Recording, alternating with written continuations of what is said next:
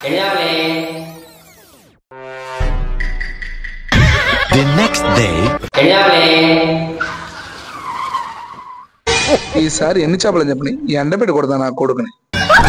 The next day. ఏనా ఎక్కడ కూర్చున్నావా? స్నానం చేద్దాం వెళ్ళారా, నువ్వు గుర్తుకొచ్చావు. 4 రోజుల నుంచి ఎండు చేపలు తిందాం అనుకుంటున్నా, దొరకట్లా. సరేలే, ఎండు చేపలు ఉన్నాయా? ఉన్నాయన్నా. ఏది ఒక 100 గ్రాములు.